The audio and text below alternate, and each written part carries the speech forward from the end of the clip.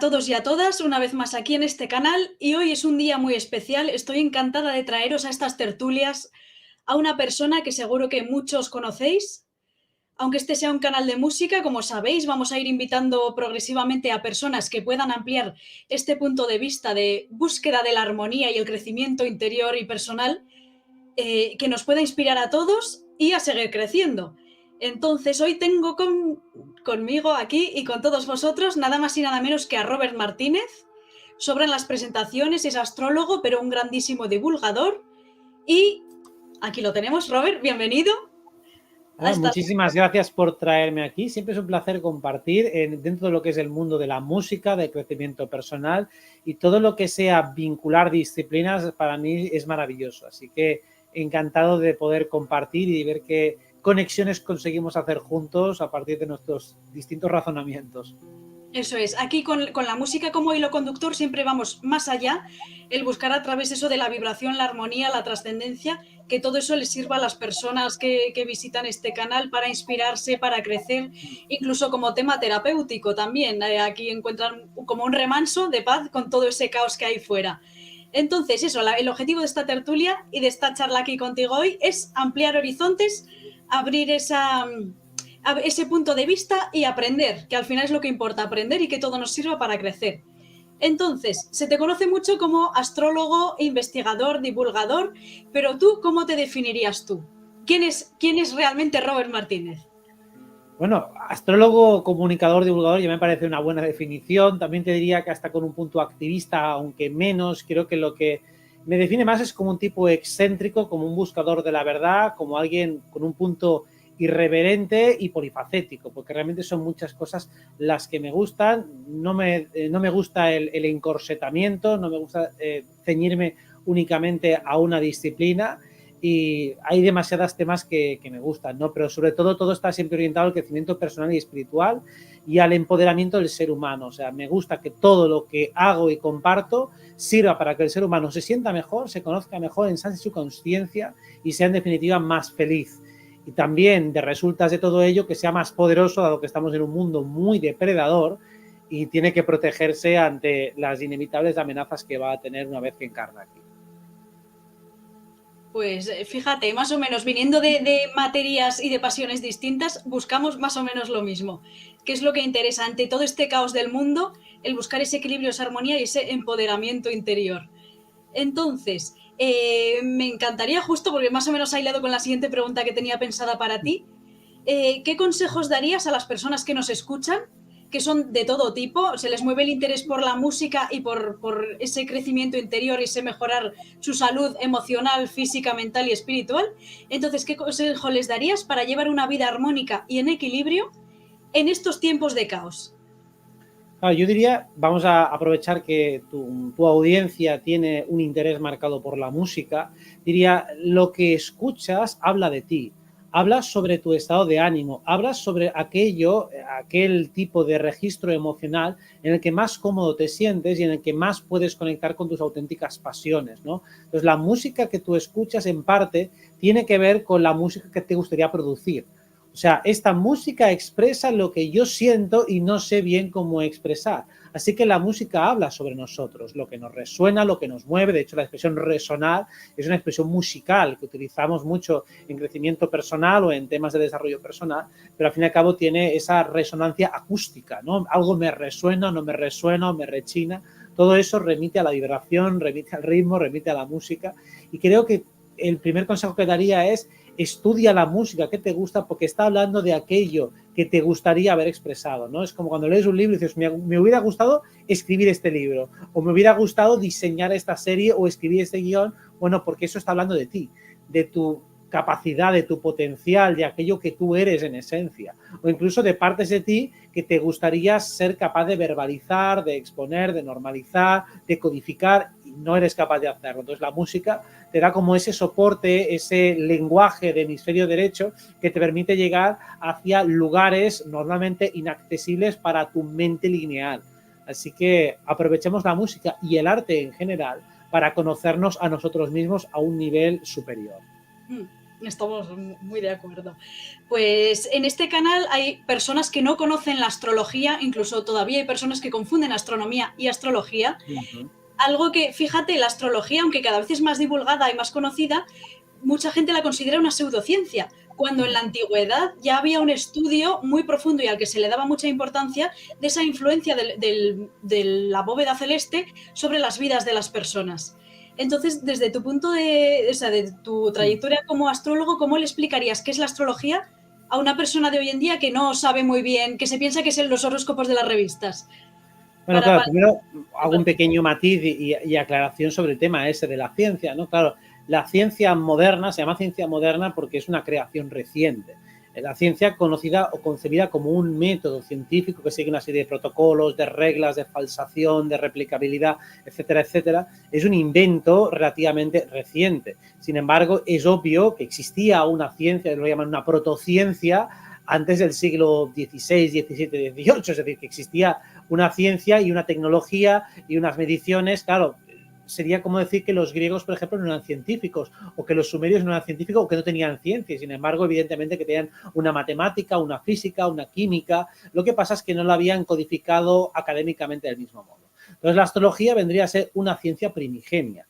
En ese caso sería la ciencia que entiende o que estudia el significado que las posiciones de los astros tienen en nuestra vida. O sea, se concibe todo lo que vemos en esa bóveda celeste, todo lo que vemos en el cielo, como un reloj.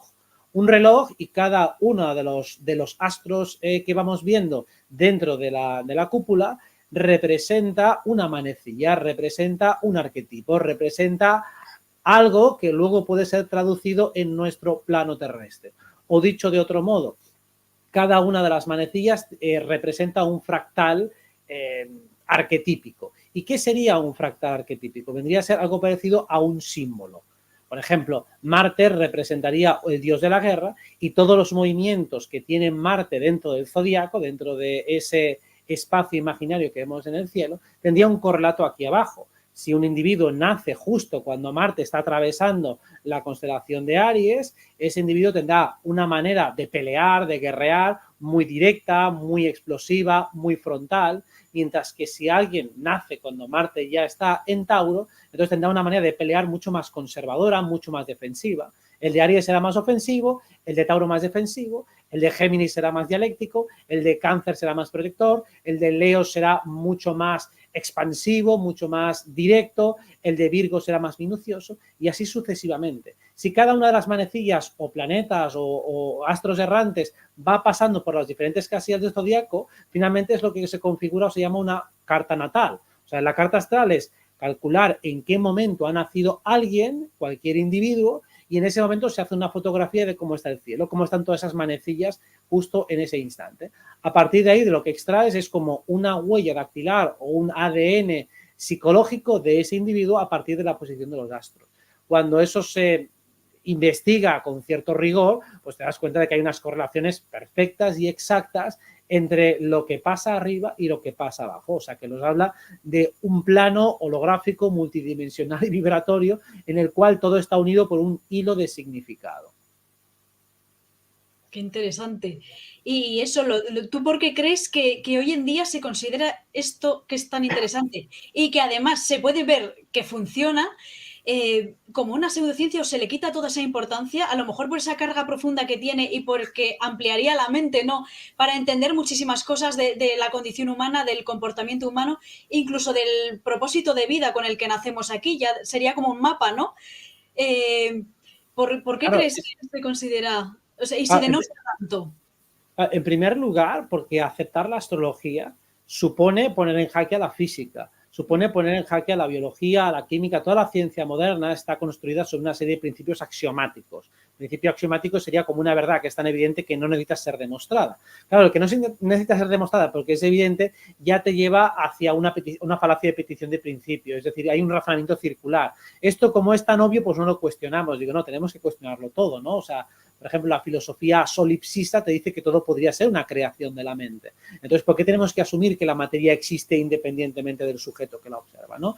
Pues básicamente la astrología, si la aceptáramos como real, daría pie a un montón de preguntas filosóficas que pondrían en jaque todo el estatus académico actual. Además de que nos darían pues, una dimensión mucho más profunda de lo que es el ser humano y de lo que es la vida. Porque claro, si nosotros le podemos hacer la carta natal a un árbol o a algo intangible como una empresa, digo, entonces esto no es simplemente un parámetro físico, sino que aquí hay un parámetro energético, simbólico, espiritual que está afectando a entes no físicos, a entes simbólicos como una película. Tú le puedes hacer la carta natal a una película y funciona, ¿no? Una película cuando se estrena para ver si va a tener una buena taquilla o no va a tenerla, o una serie de televisión si la van a renovar o no, le puedes hacer la carta a eso o a tu perfil de Instagram. Entonces ya está actuando sobre entes no físicos. Eso, insisto, abre un amplio abanico de lecturas y de consideraciones de carácter metafísico y energético que derrumbarían todo el edificio sobre el que se asienta la ciencia moderna. Aparte de que, evidentemente, empoderaría al ser humano, le daría mucha más importancia dentro del cosmos, ¿no? No seríamos una motecilla de polvo tirada en medio de la nada, sino que somos importantes, tenemos un potencial, tenemos un propósito, tenemos un montón de herramientas que nos definen y que, si bien desplegadas, nos ayudan a entender y a funcionar mejor en este mundo. Y además nos dan las claves arquetípicas para entenderlo todo, porque hemos hablado de manecillas o cuerpos celestes, pero realmente cada cuerpo celeste es un arquetipo de cómo funciona esta realidad. Cuando uno los entiende, ve que hay una correlación, por ejemplo, con las notas musicales. ¿Qué es una nota musical? Un arquetipo celeste. O sea, las notas musicales tienen correlaciones con los arquetipos celestes. Eso significa que la música tiene, obviamente, un vínculo con la astrología, en el sentido de que las 7 primeras notas son los 7 primeros planetas.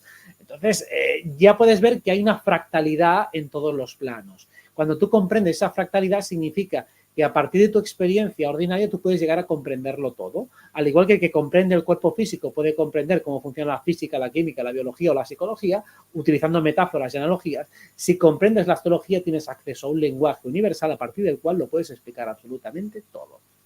Exacto. Y además, fíjate qué interesante esa comparación de astrología con música, porque a la vez la astrología está relacionada con las matemáticas y con la astronomía.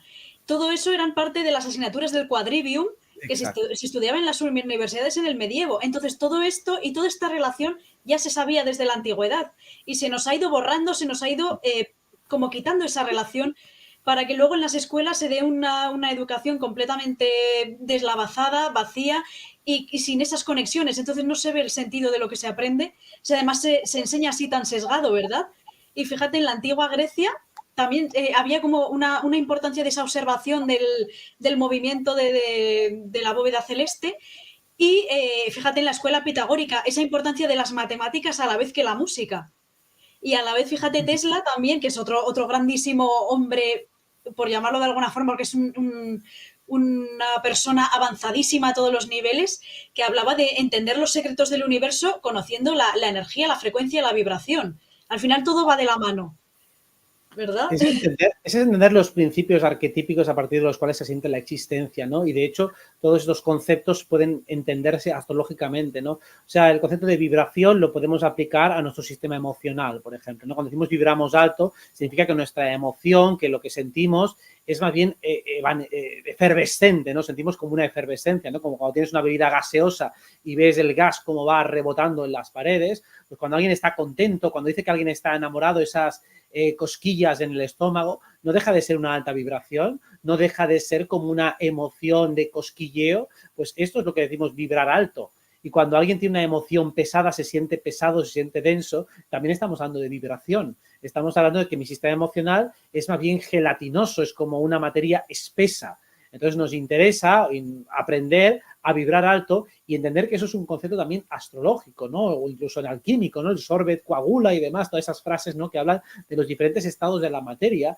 Todo se puede aplicar también a nivel psicológico y emocional, ¿no? O sea, los principios arquetípicos que utilizamos en astrología se pueden aplicar en lo psicológico. Los principios como la matemática se pueden aplicar en lo astrológico y en lo psicológico. Siempre digo que las operaciones aritméticas, la suma, la resta, la multiplicación, la división, los símbolos como los paréntesis, como los infinitos, como las derivadas, todo eso tiene una traducción astrológica. Y si tiene una traducción astrológica significa que también tiene una traducción psicológica. Una mentalidad, por ejemplo, expansiva, una mentalidad en la cual hay ganancia para todos, es una mentalidad que tiene que ver con Júpiter, que eso aritmética y matemáticamente es la multiplicación.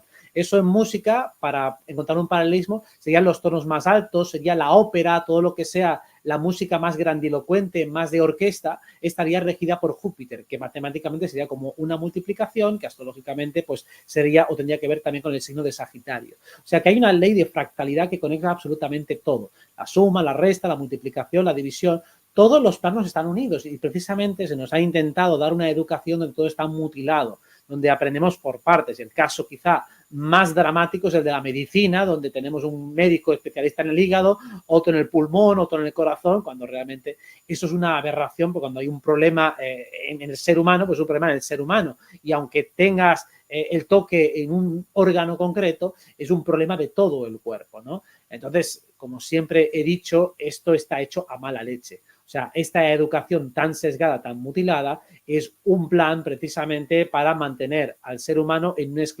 en un estado de anestesia mental y, por lo tanto, de esclavitud física y psicológica. Y además, seguro que eres consciente, obviamente, de que la música es una herramienta súper poderosa y también se está utilizando precisamente para densificar, ya que estamos hablando ahora de frecuencias. Entonces, toda la música que suena por la radio, la que es mainstream, la que es más conocida, tiene unos patrones comunes que son, en calidad musical, pues no tiene prácticamente nada, pero tiene unos patrones rítmicos que lo que hacen es bajar mucho a tierra, o sea, densifican muchísimo. Entonces, yo a las personas de este canal, a todos los que pasan por aquí, les recomiendo escuchar determinadas músicas con determinados patrones, determinadas frecuencias, que lo que hacen es aumentar esa vibración, esa frecuencia. Desde tu punto de vista como investigador, astrólogo y mente buscadora, ¿qué tipo de música recomendarías a una persona que quiere elevar su frecuencia, aislarse un poco de ese ruido que hay ahí fuera, en esta vorágine en la que vivimos? Bueno, les diría primero que les recomendaría al canal de mis amigas de Magam, que ellas son compositoras musicales que ya hacen música de nueva conciencia, pero en general creo que las que tienen más calidad, por lo menos más allá de la música clásica, obviamente, serían las bandas sonoras. A mí me gustan bastante algunas que tienen especialmente pues orquestas sinfónicas y que son de bastante calidad, por lo menos a nivel de combinación de instrumentos, de cadencias.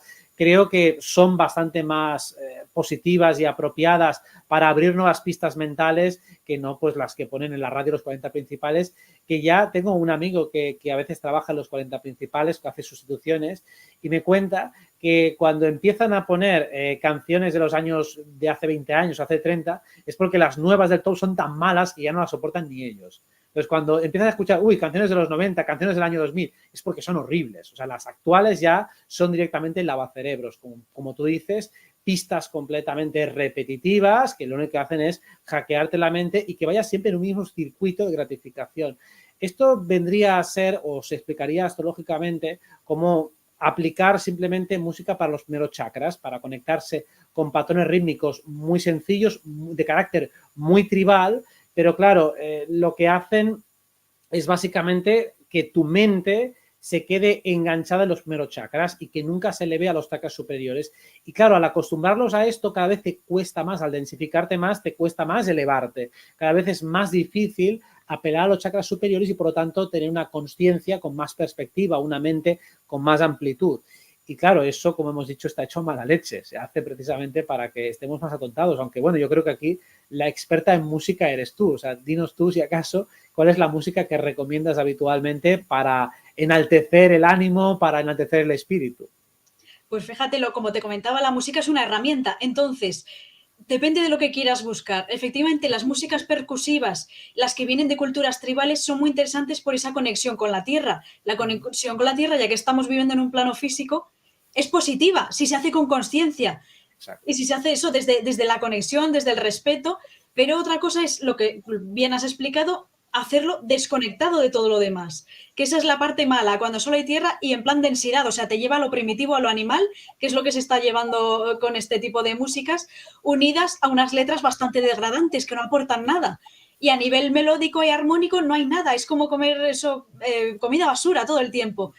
Y han acostumbrado ya a la gente desde la infancia a ese tipo de patrones, de sonidos, y no les puedes sacar de ahí. De repente les pones una fuga de Bach con toda esa riqueza armónica que tiene y les parece aburrido, o un concierto de Mozart que es delicadeza pura, o incluso una música chamánica yo que sé, una flauta nativa americana, también les parece aburrido cuando tiene una sutileza y una conexión con lo espiritual elevada.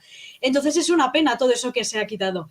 Entonces, músicas que sirven efectivamente para los chakras de abajo, todo lo que es percusivo, pero en plan bien, para mover esa energía, desbloquear el chakra raíz, el sacrosexual, viene muy bien. Luego, de mitad para arriba, tenemos algo muy importante, que es el corazón. El chakra corazón me parece de los más importantes y es el que han ido cerrando con el paso del tiempo. Cualquier música de meditación, música emocional, algunas músicas de cine, bandas sonoras, tienen ese componente emotivo, ¿verdad? Ese contar historias, conectar con el espectador, que ayuda a abrir el corazón. Y luego para otros muy importantes, como ser el tercer ojo y el chakra corona, que ya sería como la sutileza, pues músicas de estas relajantes de meditación, flautas, todos los instrumentos de viento están conectados con el elemento aire, lo espiritual. Entonces, viene muy bien para trabajos de meditación, de calmarse. Todo tiene su, ¿no? Todo elemento tiene su conexión con la música. Y Genial, luego, bueno, genial, ¿no? en Sí, sí, este sí. canal hay un montón de herramientas para si alguien viene aquí por primera vez, para conectar y buscar y meditar. Y esa es mi siguiente pregunta. La meditación al final es encontrar música en el silencio, de alguna forma, como en el silencio de la mente y de todo, encontrar esa conexión con lo interior. Y es algo que recomiendo a todos mis seguidores muchísimos, sea acompañados de música o de meditaciones guiadas al principio, o bien ya en soledad absoluta, en silencio absoluto, para alejarse de ese ruido externo y conectar con uno mismo. Te quería preguntar tu opinión sobre la meditación, Robert. Si tú meditas, ¿qué métodos usas? ¿Y cómo relacionarías de alguna forma esa calma interior, si se puede relacionar de alguna forma con la astrología? A lo mejor es un poco retorcida la pregunta, pero No, no, bueno. no, está perfecta, sí, sí, por supuesto, sí, sí. A ver, sí, yo sé, por supuesto que medito de manera diaria y de maneras muy diferentes. Quiero decir, puedo hacer meditaciones de silencio, que las suelo hacer antes de dormir, o sea, unos cuantos minutos de silencio absoluto, pero normalmente lo que hago son meditaciones interactivas, es decir, es más bien una visualización creativa y la que más utilizo últimamente es parecido como cuando alguien está en una constelación familiar, que está de pie y ejerce un papel. Pues entonces me voy colocando en los diferentes cuerpos sutiles. Ahora soy mi cuerpo astral, o sea, yo de pie en la habitación, cierro los ojos, ahora soy mi cuerpo astral, qué es lo que quiere, qué es lo que pide. Ahora estoy en mi cuerpo mental, qué pide, qué demanda. Ahora mi cuerpo físico, qué me está pidiendo y le hago que mi cuerpo se mueva. Entonces hago como una lectura de cuerpos, de diferentes cuerpos sutiles y lo hago estando de pie, pasándolo todo a mi cuerpo físico. También a través de las manos, pues voy captando la energía que hay alrededor mío o alrededor de otra persona, porque normalmente estoy haciendo testeos de cómo está el mundo, ¿no? ¿Hacia dónde vamos como humanidad? ¿Cómo está la disidencia? ¿Cómo están los enemigos? ¿Cómo están quienes nos ayudan? ¿Quiénes nos ayudan? ¿Quiénes nos están saboteando? Dentro de nosotros, ¿quiénes nos están ayudando? ¿Quiénes están tibios? Voy haciendo un testaje completamente. Y también veo en qué dirección va cada uno. Hacia dónde van los que nos apoyan, hacia dónde van los que van contra nosotros. Voy analizando constantemente hacia dónde va el flujo de la energía. Entonces, la meditación es una manera de leer lo que está pasando. Desde un lugar de mayor neutralidad, de mayor observación, vas captando, utilizando tu sistema emocional como caja de resonancia, y vas captando los diferentes tonos que te llegan de un lugar y de otro. ¿Hacia dónde van estos? ¿Hacia dónde vamos nosotros? ¿Qué me mueve a mí en estos momentos? ¿Qué me está pidiendo el corazón? Entonces lo suelo ver muy claro, por lo menos, qué quiero y hacia dónde voy. Eso lo tengo siempre con extrema claridad. Y entonces lo único que me queda por testear a veces son matices de tiempos, de cuándos, entonces pido señales cuando necesito más claridad, etcétera, etcétera. ¿Cómo se puede vincular esto con la astrología? Bien, cuando nosotros miramos una carta natal, hemos dicho, tenemos una foto de todos los arquetipos. Esto internamente se representa algo parecido a como si tuviéramos un montón de voces dentro de nosotros. Todos somos un poquito esquizofrénicos, dicho con toda la simpatía del mundo, ¿no? Tenemos diferentes personajes. Una parte de nosotros que es más yang, que es más masculina, otra que es más femenina, una que es más maternal, otra que es más agresiva. Tenemos diferentes arquetipos. Entonces, el silencio es una manera de quedarte en el centro y observarlos a todos. Como ver a qué tipo de consensos llegas analizando y observando tus diferentes energías. Normalmente estamos tomados por una energía, tomado por otra, arrastrados por dos o tres a la vez, entrando en conflicto entre ellas, pero rara vez estamos en un estado de observación intentando analizar y ver al mismo tiempo todo lo que pasa dentro de nosotros. Digamos que la meditación podría ser, en cierto modo, estar en una energía de Saturno. Saturno es un arquetipo que representa, entre otras cosas, la quietud, el límite, el poner una parada. Entonces, realmente la actitud meditativa, y de ahí que el zazen dentro del budismo se considere como una de las prácticas meditativas más importantes y más potentes, implicaría poner quieto el cuerpo en una postura rígida, con una verticalidad, todo lo que representa a Saturno, ¿no? Una columna, por ejemplo, algo pétreo, algo rígido, tendría que ver con Saturno, todo alineado a partir de la columna vertebral, con las piernas cruzadas. Eso tendría que ver con el arquetipo de Saturno. De hecho, muchos astrólogos nunca vincularían la meditación a Saturno porque están pensando en los estados que buscamos a través de la meditación, que de hecho estamos buscando a Neptuno, que es, vamos a decirlo de manera simbólica, buscar a Dios o fundirse con Dios. Pero realmente necesitamos de la quietud corporal, Saturno, para conectarnos con lo divino, que es Neptuno. O sea, que básicamente Saturno es el planeta que tendría más que ver con lo que conocemos a día de hoy con la meditación. O sea, que astrológicamente tiene ese vínculo. Ostras, me pareció un poco curioso porque desde la geometría sagrada Saturno se asocia al cubo, al famoso cubo de Saturno, que es un elemento que representa lo más denso, lo material, la materia, o sea, todo lo que sería físico, el poder, el dinero, lo más denso a nivel material, y lo relacionas con la meditación, que sería todo lo contrario, conectar con lo sutil, con lo espiritual. Claro, No pero sé. entiendas el razonamiento, porque la mayoría de los astrólogos tampoco habrían seguramente llegado aquí. O sea, para conseguir la meditación, ¿qué tienes que hacer? Primero, aquietas el cuerpo. Exacto, sí, sí. Al aquietar el cuerpo también se aquieta la mente. O sea, lo que buscamos es la quietud. Entonces, la máxima densificación también es el máximo límite. O sea, la mente normalmente está en un flujo permanente. Entonces, necesito crear una presa que es Saturno para que eso se frene. O sea, yo puedo utilizar la máxima densidad a mi favor. Por eso digo que Saturno realmente es el que te lleva hacia la meditación. O sea, es la disciplina, ¿no? O sea, necesito disciplina para ponerme a meditar. También he explicado el tipo de meditación que utilizo yo no es demasiado saturnina. Porque claro, lo que estoy buscando no es Saturno, yo no busco la densificación, pero densifico el cuerpo y densifico la mente para poder entonces acceder a estados sutiles. Ese es el razonamiento y por eso es un poco paradójico. Claro, lo que buscas precisamente es lo más dúctil, buscas lo más sensitivo, pero necesitas crear esa polaridad. Si no, lo que ocurre es, vale, si yo no consigo estar quieto, si no consigo estar en movimiento, entonces Saturno me frena, tengo molestias por aquí, límites por allá, sonidos que me molestan. No, yo tengo que crear una quietud aquí. En lo físico tengo que estar dentro de ese cubo y dentro de ese cubo es cuando puedo meditar. En el aislamiento, privación sensorial, ¿no? Estoy privado sensorialmente, me tapo los oídos, me tapo los ojos. Cuanto menos información recibo, cuanto más privado estoy, cuanto más limitado, más puedo acceder a ese espacio interno sin distorsiones externas.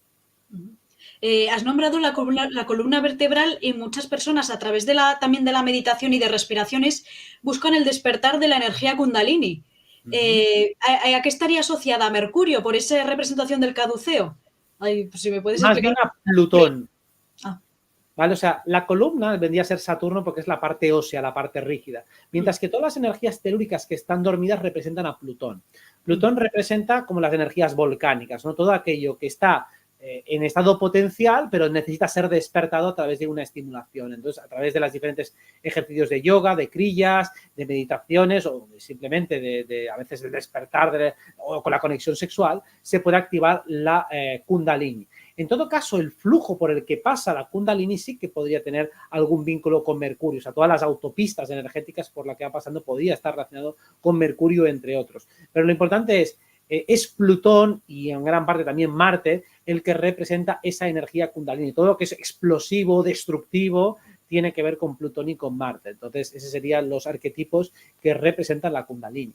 O sea, básicamente lo interesante siempre es, en astrología, entender estos paralelismos, ¿no? Plutón puede ser desde un volcán, ¿no? Como una energía telúrica que está ahí dispuesta a salir, sale en cualquier momento y todo explota, tu energía Kundalini, un despertar espiritual, todo eso vendría a ser plutoniano en el sentido de que es algo fuerte, que estaba reprimido, que estaba condensado, que estaba contenido y que de repente con los estímulos adecuados eso sale a la luz, como la energía que puedes tener frente a una situación crítica, ¿no? Todo lo que vimos en 2020 eran aspectos y situaciones plutonianas frente a un enemigo que nos amenaza y nos encierra literalmente en nuestras casas, aparece una fuerza tremenda dentro de nosotros que nos sirve para enfrentarnos a ello o al revés. me quedo abrumado frente a esa energía y quedo totalmente traumatizado y sin saber cómo reaccionar. Interesantísimo, la verdad. Bueno, has nombrado también antes las constelaciones familiares. Es algo muy interesante, se está poniendo recientemente muy de moda por una serie de Netflix que se llama Mi Otra Yo. Entonces, cada vez más personas que no sabían de esta técnica ni de este tipo de terapia están recurriendo más a ella, y a la vez hay un interés colectivo por, que me parece muy de estos tiempos en que vivimos, por para seguir adelante limpios, sanar el linaje que arrastramos de todos nuestros familiares, como una forma de cortar con ese pasado, sanarlo e ir adelante como a una, llámalo, nueva humanidad, de alguna forma, ir renovados. ¿Se podría utilizar la astrología de alguna forma para ver esas conexiones con familiares del pasado y ver relaciones que sanar? ¿Nos puedes contar un poco la conexión entre constelaciones familiares y astrología? ¿Cómo se podría Sí, usar?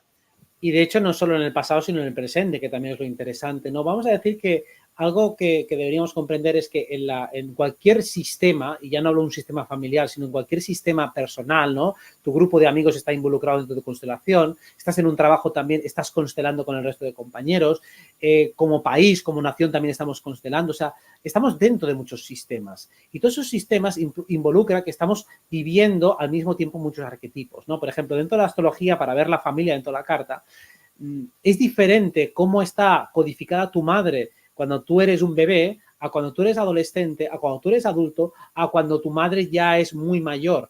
Entonces, el rol que juega tu madre no es el mismo.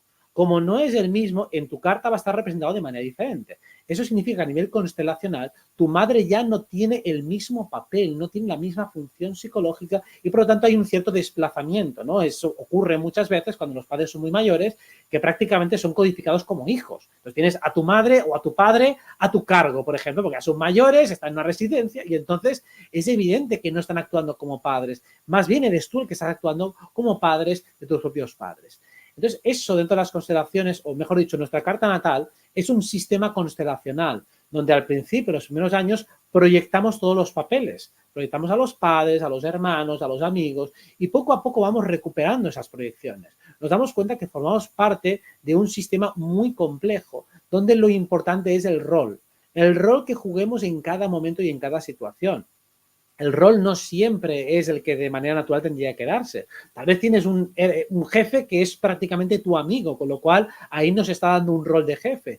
O prácticamente, imagínate que tienes un jefe y sois amantes, ¿no? Pues entonces el rol de jefe ha quedado allí desvirtuado. Y entonces te darás cuenta de que los roles que tú estableces con esas figuras arquetípicas, sea con padre, con hermano, con amigo, con el que sea, normalmente ya están representados en tu sistema familiar.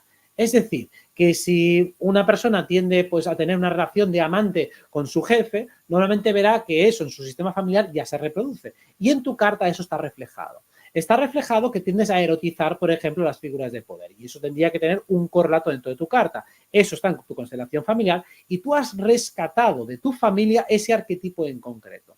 Quiero decir que si somos, por ejemplo, 7 hermanos, pues cada uno de nosotros va a rescatar una parte de la familia. No hay uno que se lleve todas las hostias de la familia, sino que más bien entre los hermanos nos lo vamos repartiendo. Y siempre hay cosas por sacar, porque si tenemos 20 hermanos, pues el 21º, pues se lleva también cosas que todavía quedaban por resolver. Eso es un poco lo interesante. A veces siempre hay personas que tienen menos karma familiar, menos carga, menos misión que realizar con la familia y que vienen más a abrir árboles fuera, ¿no? Pero eso es también lo interesante. En la astrología, a partir de nuestra carta, de nuestro mandala, podemos ver cuáles son las relaciones arquetípicas que siempre se van a dar más o menos en nuestra vida. Las relaciones arquetípicas no cambian. Evidentemente, si tengo una relación muy tóxica con quien sea, eso claro que puede cambiar, porque en la carta no está inherentemente que tú vayas a tener una relación tóxica con nadie. Lo que intoxica la relación son conceptos, son ideas, son creencias. Cuando uno comprende lo que está proyectando, lo que es suyo, lo que es del otro, aprende a cortar las relaciones que no funcionan, a solo profundizar en aquellas que sí que funcionan y por lo tanto reduce ese nivel de toxicidad prácticamente a cero. Pues has nombrado el karma, la palabra karma, y te quería preguntar precisamente sobre la ley del karma. ¿Tú qué opinas de la ley del karma? Si existe y cómo se podría explicar desde el punto de vista astrológico. Tú ves una carta astral y ves ya en plan si la persona tiene un karma que pagar. Cuéntanos al respecto.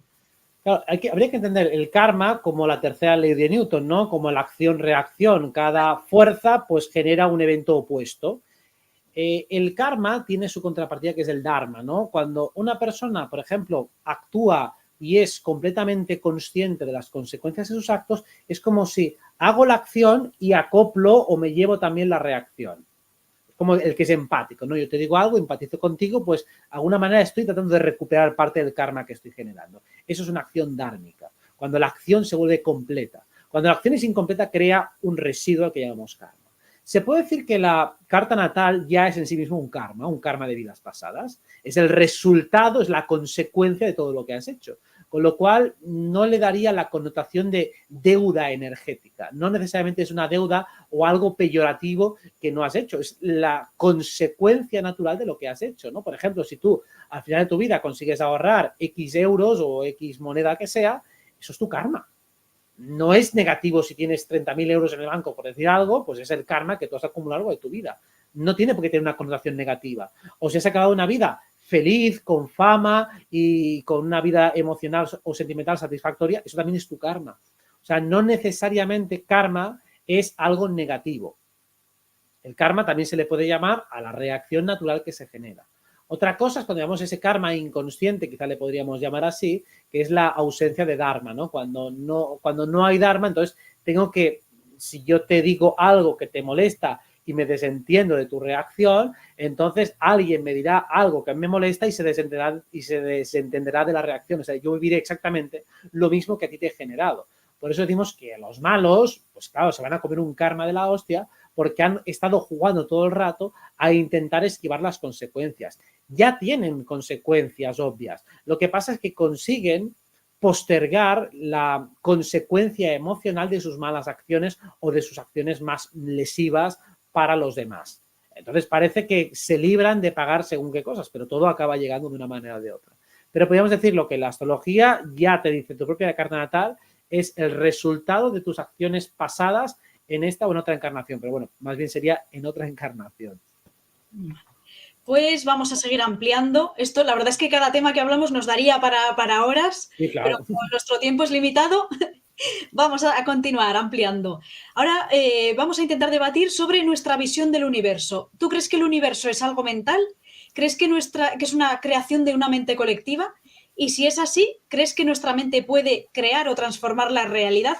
Ya hay experimentos precursores como ese famoso de la doble rendija, donde el observador cambia el comportamiento de la materia. Entonces, desde tu punto de vista astrológico, ¿qué opinas de todo esto? Bien, la primera ley del equivalión, que de hecho se asocia con lo que es el principio arquetípico del Sol, es que todo es mente.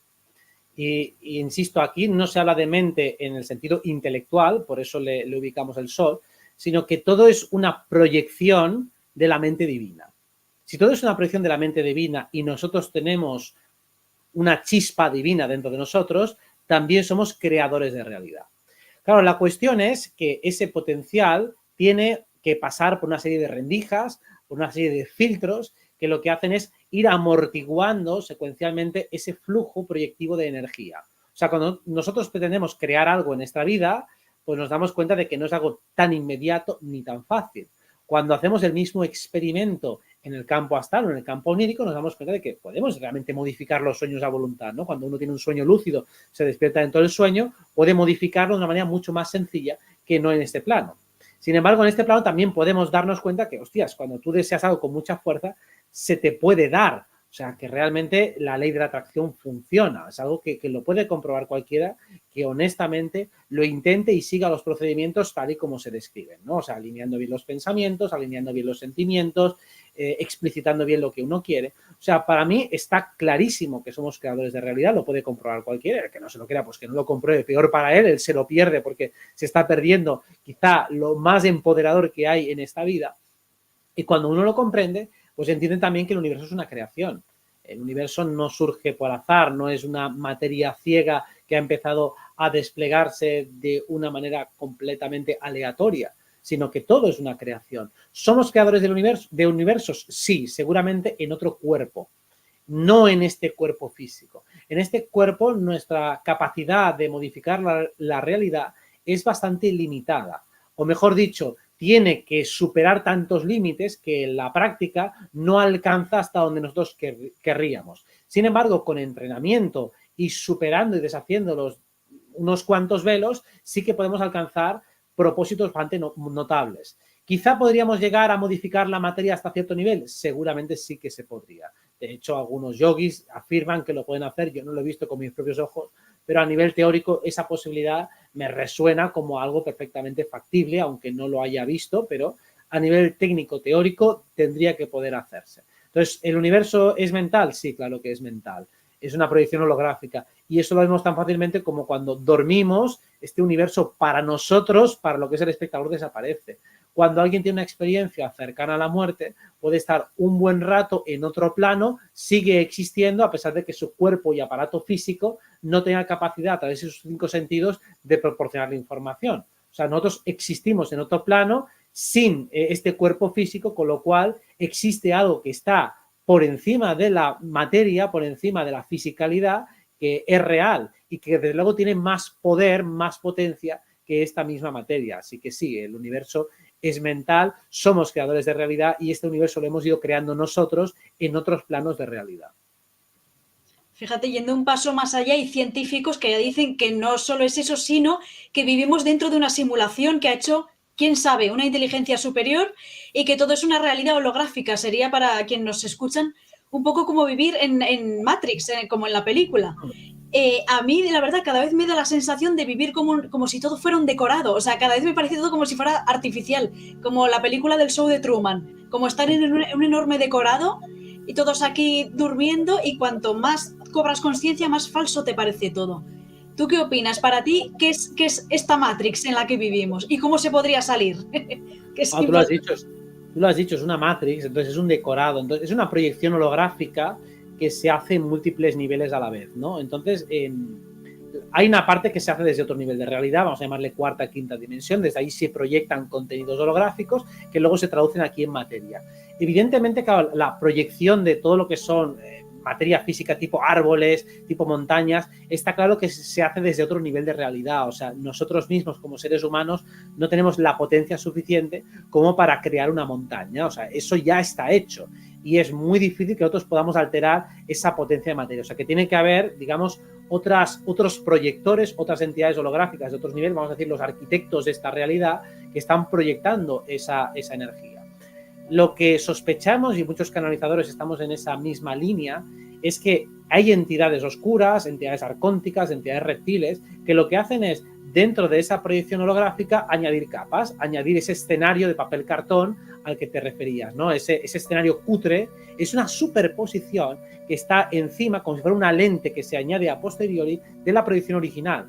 Es como que en un principio vivimos en un paraíso y luego vamos añadiendo capas de basura, vamos añadiendo distorsiones, vamos añadiendo ilusiones ópticas, vamos, en definitiva, embarrando el terreno para manipular nuestra percepción. Eso es lo que nos encontramos en este plano de la tercera dimensión, que es el plano con más incertidumbre y con más confusión y caos de todos los planos que habitamos en el multiverso, con lo cual es muy fácil errar y confundirse. Pero sea como sea, sí, vivimos en este show de Truman, en esta Matrix, y precisamente la manera de salir es comprender que tenemos diferentes cuerpos que ya están fuera de la Matrix. O sea, esa es la manera de salir, entendiendo que esto es un juego multinivel. Y si este es el jugador que está atrapado en el juego, tenemos una parte de nosotros que está fuera y que es la que lleva el joystick, que es la que lleva el mando. Entonces, a través de la meditación, lo que hacemos es bascular entre diferentes niveles de realidad o diferentes cuerpos sutiles.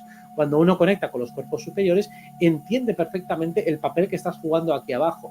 Y el papel que juegas aquí abajo no es poco importante. Es un papel tremendo, es el papel de los verdaderos héroes. O sea, arriba somos dioses, pero aquí abajo somos héroes. Y el héroe es el que intuye que es un dios, pero vive como mortal, vive con incertidumbre, tiene que pelear hasta el final. Entonces, solo se basa de la intuición, de su corazón, no tiene certezas absolutas respecto al mundo en el que vive, pero sí que tiene certezas absolutas respecto a lo que siente. Y es con esa guía ciega, pero impepinable, que puede realmente vencer en la Matrix. Digamos que aquí no hemos venido única y exclusivamente a salir de la Matrix. Hemos venido a vencer, a prosperar dentro de la Matrix. porque fuera ya hemos estado fuera, ya estamos fuera desde el momento en el que nosotros desencarnamos, venimos de fuera y podemos estar fuera en cualquier momento que meditamos. Entonces, lo realmente valioso no es salir de aquí, es aprender a prosperar aquí, o por lo menos ese es mi punto de vista. Tú, desde tu intuición y tu análisis y sobre todo tu observación a nivel astrológico, ¿qué crees que nos depara el futuro en los próximos meses? A mí la intuición me dice que esto va increciendo, va en plan convulso, pero a la vez creo que es un aprendizaje para todos para conservar la calma y no perder el centro, es olvidarse un poco de ese ruido y recordar, mirar hacia adentro y conectar con ese poder interno que tenemos cada uno. ¿Tú qué opinas, Robert? Bueno, siguiendo con la escala musical, pues ahora estamos en tonos graves.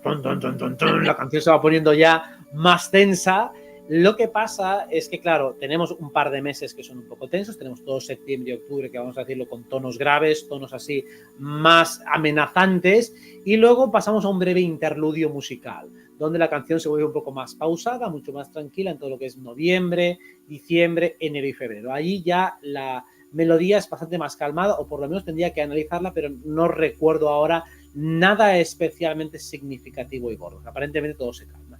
Y la melodía cambia de nuevo, ahí cambiamos, aparecen dos nuevos instrumentos mucho más potentes, uno de viento muy fuerte, que es Plutón en Acuario, y otro, pues, no sé de qué podría ser para entenderlo, de agua. ¿Qué elemento o qué instrumento le añadirías o le asociarías al elemento agua?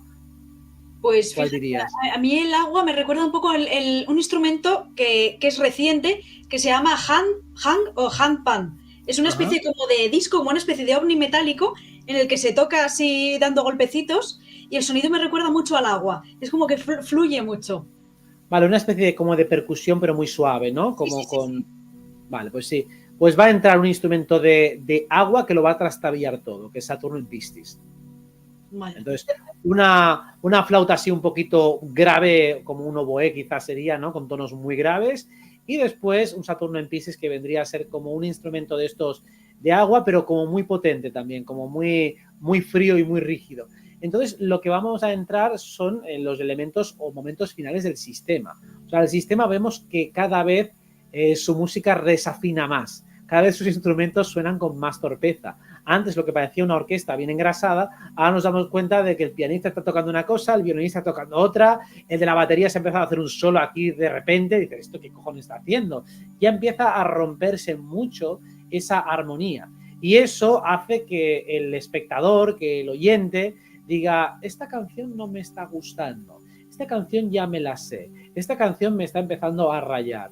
Y ahora mismo, como consumidores de música, pues nos encontramos que el sistema nos está dando algo que no suena bien. Y claro, eso es lo que se va a incrementar especialmente a partir de marzo del año que viene. Es quizá el momento cumbre a partir del cual todo cambia. Mi pronóstico es que el sistema realmente empieza a hacer fallas ya muy graves. O sea, es como el Titanic con la orquesta ya hundiéndose, pues están allí prácticamente los pocos que quedan, pero ya es campi kipuy, como decimos aquí, sálvese quien pueda, porque les queda muy poquito, ¿no? Entiendas un poco que Saturno en Piscis es el orden en el caos, ¿no? Es intentar poner caos para luego imponer un orden. Lo que pasa es que ni van a conseguir el caos ni van a conseguir el orden, ¿no? Esa frase masónica de intentar, pues, agitar las masas para luego propulsarse ellos como solución, esto no les va a salir bien. Y luego con Plutón en Acuario, toda la farsa del sistema va a quedar absolutamente expuesta, ya de un modo muy, muy, muy, muy explícito. Y eso sí que no tiene ya marcha atrás. Por eso digo que estamos asistiendo al final de los tiempos, clara y elocuentemente. O sea que nosotros, desde nuestro lado, vamos a tocar esa música de las esferas, porque nuestra banda sonora es prácticamente de la marcha imperial o de algo así más epopéyico y también de banda sonora de película, porque somos los héroes y venimos aquí a acabar con esta farsa y con este show. Exacto, en eso estamos. Y fíjate cómo efectivamente se está empezando a desmoronar los pilares de esta sociedad en la que nos han metido, como es el dinero, por ejemplo, todo que es materia pura. A nivel social también hay un caos tremendo, a nivel político. A nivel espiritual hay una pérdida, una desconexión de lo espiritual. No confundir con religión, que también está empezando a desmoronarse, pero es como una espiritualidad mal entendida porque siempre se ha hecho creer que las personas necesitaban una institución intermediaria para conectar con eso divino. Y para nada, lo divino está en todo y en nosotros mismos. ¿Estás de acuerdo con eso, no? Absolutamente, claro. Es decir, el problema aquí han sido los paradigmas que han actuado como intermediarios. Es decir, la economía, el problema no es que tú y yo hagamos tratos económicos, sino que tenga que haber un intermediario, una especie de juez que se lleve una parte, cuando tú no lo has pedido, ¿no? Lo mismo en la política. Digo, si tú y yo tenemos que llegar a un acuerdo personal, ¿por qué necesito un intermediario que además no es imparcial? Claro, aquí el problema es que alguien se ha atribuido esa intermediación y no es imparcial. En la ciencia lo mismo. El científico debería ser cualquiera que busque la verdad, que siga un método y que lo hace de la manera más rigurosa posible. Pero claro, ahora tenemos unas instituciones que han acabado con el debate. Entonces te hablan siempre de consenso científico. Digo, ¿pero qué consenso científico? Eso es un oxímoron. La ciencia tendría que estar todo al debate. Entonces no puede haber un consenso entre los científicos. Debería haber una conclusión provisional a la que hemos llegado y por supuesto estamos abiertos a que alguien la rebata. Porque uno de los principios del método científico es la falsación. Pues todo tiene que estar sujeto a poder falsarse, ¿no? A poder falsearse, demostrarse que es falso. Y de hecho, en eso se vanagloria un poco la ciencia, ¿no? Que si yo propongo algo, tú puedes proporcionarme argumentos para intentar falsearlo. Entonces, cuando ya directamente dicen, no, esto no se puede falsear, o es casi un insulto que alguien intente falsearlo o cuestionarlo, ahí ya no estamos hablando de ciencia. Ahí estamos hablando de religión, de creencia. Entonces, el problema es que todos los paradigmas se han fusionado. Ya no podemos distinguir a uno de otro. Bueno, de hecho, la religión, pues eso es política. La religión es como tratar de hacer un gobierno a partir de la palabra divina, ¿no? O sea, en la Edad Media, presuntamente, según nos cuenta, pues los intermediarios con los cielos eran los sacerdotes. Ahora los intermediarios con los cielos son los científicos. Son ellos los que tienen acceso a un microscopio, o a un telescopio, y son ellos los que lo saben todo, tanto de los cielos como de la tierra. Y tú no eres nadie. ¿Qué son los dioses de la antigüedad? Son los faraones de la antigüedad. Todos esos paradigmas están cayendo. Porque cada vez tienen menos justificación. ¿Cómo se puede justificar en un mundo tan abundante de recursos que hay una crisis económica mundial? ¿En base a qué? O sea, tenemos la mejor tecnología, todo está progresando y de repente una crisis económica. ¿Pero crisis de qué? ¿Qué ha pasado? ¿Que se ha hundido un continente entero? ¿Que ha habido una catástrofe que ha reventado? No ha pasado nada de eso. Exacto, es que es todo mental, o sea, es como una especie de hipnosis colectiva. Igual que la crisis energética, si tenemos sol, agua con la que generan electricidad, energía libre. ¿Cómo puede concebir una mente humana que hay una crisis energética? Es que no me vale ningún razonamiento, ni de economistas ni de polla. O sea, hay recursos renovables, hay fuentes de energía renovables. Entonces, ¿cómo puede haber una crisis energética si no es creada de manera artificial por la política? Exacto. Estamos, como dice Emilio Carrillo, que creo que conoces también, en la época de la sala de los espejos, ¿no? Donde todo parece un reflejo de todo y ya todo está quedando un poco a la vista.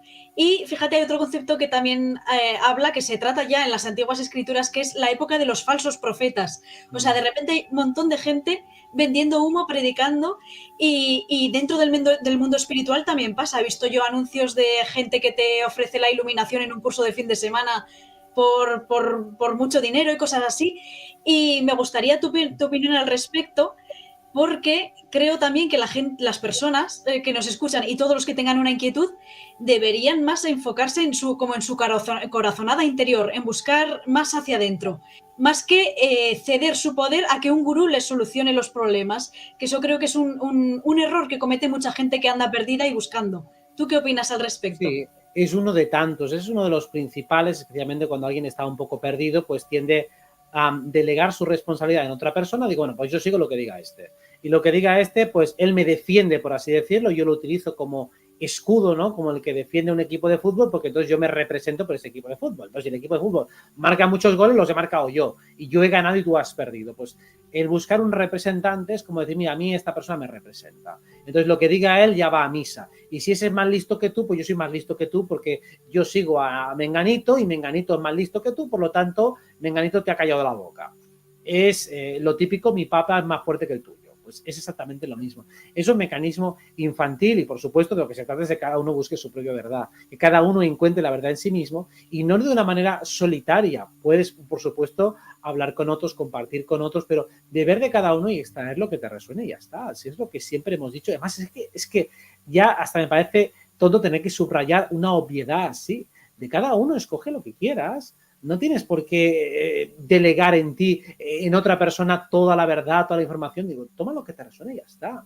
Si es lo mismo. Y bueno, claro, para mí, como hemos dicho, es un problema de muchos, porque claro, también bajo ese pretexto o bajo el pretexto contrario, mejor dicho, vale, como no creo en los gurús, pues tampoco creo en nadie. Y todo me parece mal, cualquiera que hable de espiritualidad o habla de esto, me parecen todos mal. O sea, o me parece uno bien y lo idolatro, o me parecen todos mal. Y es igual de absurdo una cosa que la otra.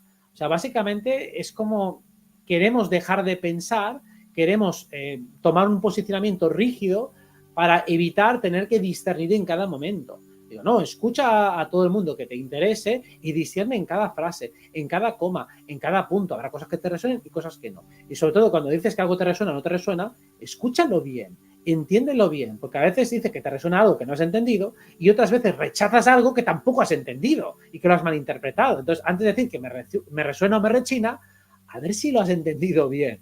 Porque también nos encontramos muchísimo de esto. Es que esto no me resuena. Digo, pero a ver, de todas las cosas que dice, habrá cosas que te parecen bien y te parecen mal. Porque también oigo a veces hablar con una insolencia de algunos divulgadores que es incómoda. Dice, es que este de no sé qué no me resuena de lo que dice. Nada, no, hay un montón de cosas en las que estáis de acuerdo. Muchísimas. Solo por una en la que estés en desacuerdo ya rechazas a la persona. Porque bajo ese punto de vista también deberías rechazar a tuyo del pasado. Porque se supone que lo has superado. Has superado tus versiones del pasado y has rebatido, actualizado puntos que defendías hace 3 años, hace 2 años o hace 2 meses. Entonces, que te rechine alguien porque no coincides con él en algún punto también es igual de categórico e igual de infantil y de fanático. O sea que la devoción ciega es exactamente igual que el rechazo ciego. Al final, en el medio está la virtud. Al final, lo que buscamos, lo que es interesante es eso, calmar la mente, abrir la mente y, aunque no al principio no te convenza algo, escuchar y por lo menos sin juzgar. Quién sabe efectivamente si en un futuro te podrá servir algo o algo que no te resuena, servir en el futuro. Muchas personas que me escucháis aquí, que venís de la afición por la música, seguramente no conozcáis a Robert, no conozcáis la astrología, no creáis en estos temas, pero la intención de este programa es abrir la mente, abrir esa percepción. En plan, vamos a escuchar, esto no lo conocía. ¿Quién sabe si algo de lo que hemos hablado hoy aquí os ha podido remover un poco, os ha podido interesar y os ha podido inspirar? Entonces, para cerrar, que ya llevamos ahí una horita, espero que os haya parecido interesante a todos. Me gustaría, que nos cuentes lo que quieras, algo que te haya quedado por contar, lo que te apetezca compartir, Robert, y sobre todo, ya para inspirar a las personas que nos escuchen, creo que el conectar con el corazón, que es lo que nos está desconectando esta sociedad máquina en la que vivimos y por lo que se ha quitado la filosofía, la música, se maltrata tanto al arte desde la escuela, el conectar con el corazón creo que es la base para ese ser humano con mayúsculas. ¿Nos podrías dar tu punto de vista sobre ese abrir el corazón, esa importancia de abrir el corazón? Pues normalmente va unido la apertura mental, ¿no? O sea, la mente se abre y el corazón se abre, ¿no? Y cuando conseguimos conectar, vamos a decirlo simbólicamente, los dos hemisferios cerebrales, es cuando se produce la alquimia, cuando se produce la magia, cuando se produce la vida, ¿no? La vida, al fin y al cabo, es la unión de una energía masculina con otra femenina, ¿no? Pues esto, aplicado a nivel al fractal cerebral, sería la unión de los dos hemisferios, ¿no? Cuando el verbo y la emoción se unen en uno, es cuando se produce la vida, cuando se produce esa chispa creadora, ¿no? Eso es lo que estamos buscando todo el rato, ¿no? Por eso también en la última parte estaba hablando de eso de los prejuicios cognitivos, ¿no? Algo te rechina, algo te resuena y ni siquiera lo conoces. Digo, a ver, vamos a ver un poco. Abre un poco tu mente, abre un poco tu corazón, deja que eso entre en ti, analízalo desde muchos ángulos y si realmente no te gusta y no te compromete, recházalo para siempre. Digo, eso no va contigo. Pero si te ha quedado alguna cierta duda, explóralo un poco, a ver qué pasa. Yo siempre digo, intelectualmente, abro la posibilidad teórica de casi cualquier cosa, porque tengo la evidencia de que nada es seguro. O sea, para mí esa es la máxima evidencia, ¿no? El solo sé que no sé nada me parece una frase bastante acertada en el sentido de que cognitivamente no hay demasiadas certezas en este mundo. A todo se le puede dar la vuelta, lo cual también te lleva a una paradoja que es, bueno, ya sabes que sabes algo, sabes que tienes una mente con capacidad para discernir, para observar, para analizar las cosas de muchos puntos de vista, o sea, ya tienes una certeza. Entonces, para mí el corazón es el lugar y asiento de las certezas, mientras que la mente es un lugar de duda. La mente astrológicamente hablando y matemáticamente hablando, tiene que ver con la división. Es la que te permite fragmentar la realidad, dividirla en porciones. Entonces te ayuda a entender este mundo, a comprenderlo, a descifrarlo, pero no es un lugar de certeza. Por eso el conocimiento nunca puede ser cierto, puede ser aproximado, puede ser verosímil, puede ser realista, pero desde luego no puede ser absolutamente cierto. El corazón sí que es cierto, en el corazón encontramos certezas, cuando tú amas, cuando tú odias, cuando tú detestas, eso sí que es cierto, cuando algo te apetece o algo lo rechazas, eso sí que es absolutamente cierto. De ahí que el camino del corazón unido al camino de la mente es lo que nos ayuda a crear la alquimia que nos permite ascender hacia niveles superiores perceptivamente hablando. Es lo que nos ayuda a superar esta matrix, a ir más allá del condicionamiento estructural y cultural que hemos recibido desde que nacimos. Entonces, abrir la mente es darse cuenta de cuán condicionados estamos por todo aquello que damos por cierto. Cuando empezamos a cuestionar incluso esas premisas, nos damos cuenta que ya desde pequeños hemos tenido intuiciones muy certeras de lo que iba a ser nuestra vida y de lo que queríamos en este mundo. Pero no las hemos escuchado porque los adultos, porque la educación nos han hecho desconfiar de nosotros mismos. Cuando recuperamos esa confianza primigenia en nosotros mismos y en nuestras propias intuiciones, nos damos cuenta de que sabemos mucho más de lo que nos han hecho creer. Así que en esa confluencia entre corazón y mente nace el verdadero héroe, nace el verdadero sabio que está dentro de cada uno de nosotros. Pues ese creo que es el viaje de esta vida, ese sentido de la vida que muchas personas pasan por la vida sin ni siquiera planteárselo, y es ese conectar con ese sabio interior y con ese valor del héroe en este viaje iniciático. Exacto. ¿Quieres añadir algo más? Y si no, la verdad que ha sido muy interesante.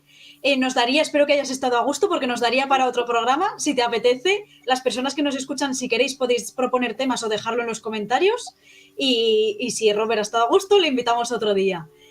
Darte Y las gracias simplemente por lo bien que lo has planteado, por las aportaciones, también por lo que haces, ¿no? A nivel musical, que es muy interesante. Y a mí, como ya te decía, me encanta cuando se unen disciplinas, me encanta cuando se unen visiones y cómo cualquiera, cuando crece desde su ámbito de trabajo, alcanza niveles de conciencia altísimos. Por eso siempre invito a todo el mundo a que siga su pasión. Y entonces siempre le doy como mucho más mérito a los artistas, porque como el sistema intenta que no seas artista, intenta ponerte trabas, pues los que os atrevéis a ser artistas, para mí tenéis toda mi admiración. ay, gracias, Robert. Es cierto lo que dices, porque el camino del artista con conciencia es casi como meditar, casi como un artista marcial o un monje que está meditando durante años, porque para recibir esa inspiración, para componer, para crear, hay que vaciar la mente. Entonces, ¿cuántos grandes artistas a lo largo de, sobre todo de este siglo XX-XXI, han despertado y se les ha cortado las alas? Por ejemplo, John Lennon, por ejemplo, un gran despierto, un adelantado a esta época que vivimos, prácticamente un precursor. Entonces llega un momento en la inspiración que algo hace clic y se expande y de repente entiendes tantas cosas. Entonces eso, en eso estamos, cada uno en su materia, pero todos unidos, buscando esa conexión, ese despertar, ese comprender, y que lo que hemos compartido hoy aquí y cada uno en su espacio, ¿no? En su día a día, sirva a otros a andar ese camino. Al final, toda la humanidad somos un equipo. Exactamente, como si fuéramos células del mismo cuerpo, cada una especializada en una función, cada una en un órgano, pues esto es lo mismo. Somos un equipo, somos un equipazo, diría yo, y vamos a ganar. En eso estamos. Pues nada, muchísimas gracias, Robert, y esperamos tenerte pronto otra vez por aquí. Así Así que será. hasta la próxima. Hasta la próxima. Y nada, a todos vosotros, espero que os haya parecido interesante. Voy a dejar en la cajita de descripción las redes sociales de Robert por si queréis seguirle. Si no conocéis la astrología, indagad, investigad. Aquí estamos para abrir la mente, el corazón, el espíritu, para conocer. Y si queréis relajaros un poco, pasar por la otra sección del canal. Ya sabéis, hay música ahí para conectar, disfrutar, relajarse a lo grande. Nos vemos pronto en estas tertulias de nuevo.